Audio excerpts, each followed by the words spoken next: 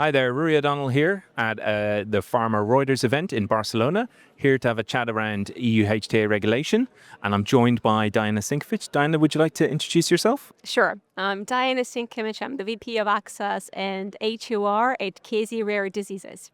Fantastic.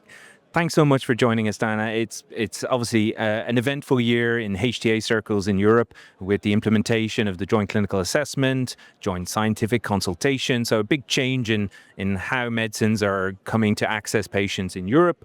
So from your perspective as a representative of Chiesi, how have companies been adapting to the implementation of HTA regulation? Right. So first of all, very happy to be here in exchange. From the rare disease community perspective, I think we are definitely very lucky to have a couple of years to see how the JCA evolves. And because we have a couple of years still, most of the products that will potentially go through JCA from 2028 are actually in clinical development now, right?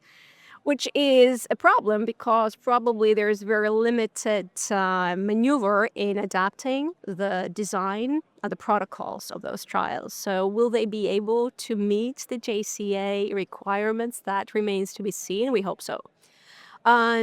Therefore, I think many companies now are more thinking around the joint scientific consultations and how to ensure that we get the right insights to make our data package fit for purpose, right, and ensure access across Europe. That is probably one of those big challenges that we're looking into.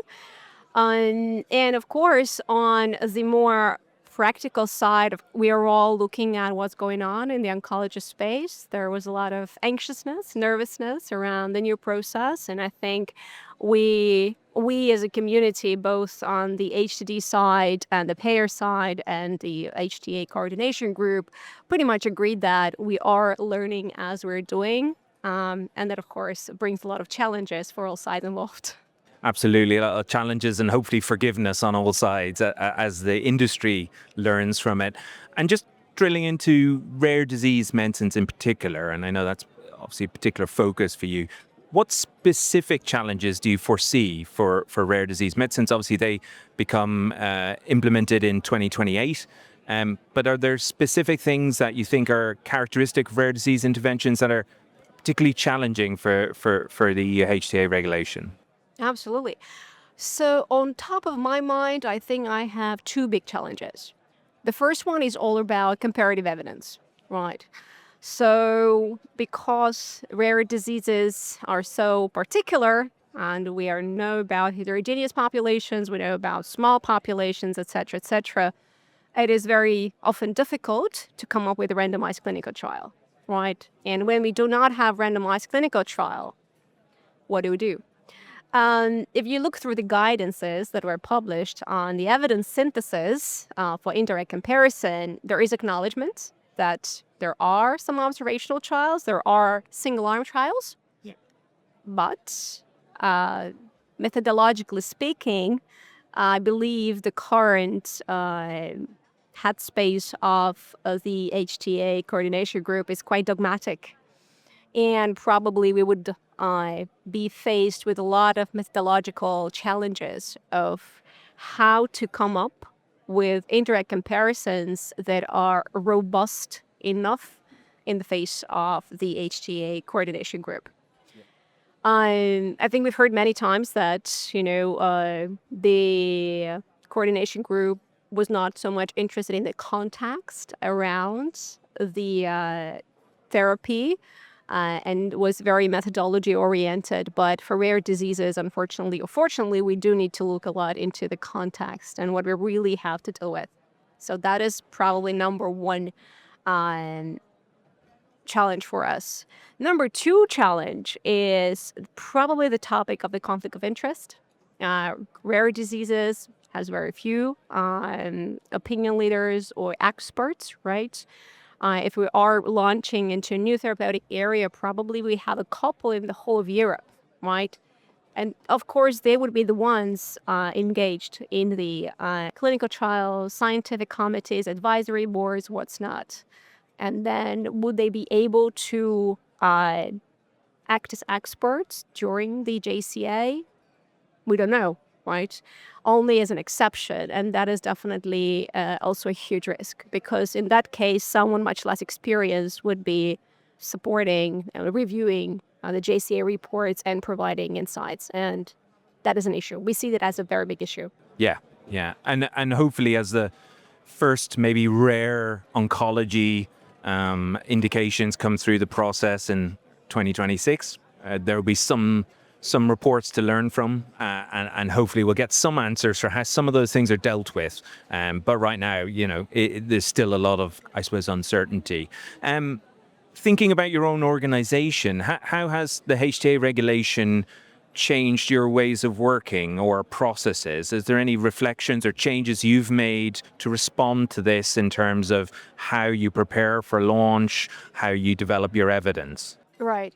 So I think we are working on two fronts. The first one is around the weeds of how do we actually put the JCA dossier together. And the biggest challenge we see is the amount of work that is on the shoulders of the regulatory clinical colleagues, medical as well, when they are preparing the EMA submission. On top of that, we need to put the JCA as well, right? And this is something that is currently a bit of a headache for us to understand what is the best way to ensure that we work efficiently and we have the right resources and also skill set to do this. Because again, the lead, the JCA lead, probably is a person, is a bit of a unicorn that has to have a very cross-functional expertise as well in order to be successful in their role. So this is probably the number one. And here I would also add that based on the work we have done, we also see that we need to front load a lot of work, right? To start earlier and start engagement externally earlier, start working internally earlier, engage our affiliates earlier. And that, again, a lot of workload that we need to think how to be efficient in this process. And secondly, of course, it's more on the evidence generation. We are also reviewing how we are working as the core teams and our cross-functional teams, if we have the right setup in order to bring the JCA insights into our clinical development programs. And lastly, also on the M&A side, on the due diligence side, if we are looking into any assets, we are also taking the lens of what it would take to ensure that those assets can go through the JCA successfully. So there are probably three streams on which we are working today. A lot of preparatory work, and I know from talking to many clients, there's so many different aspects and lenses and functions that need to consider the impact of this. And now I wanted to ask you as really a final question, what you really see as the long-term impact, and in a way, I know that price and value are explicitly said to be kind of out of scope of the HTA regulation, that it's a very clinical evidence-based process. But what do you see as the impact for that broader landscape for pricing and reimbursement across Europe?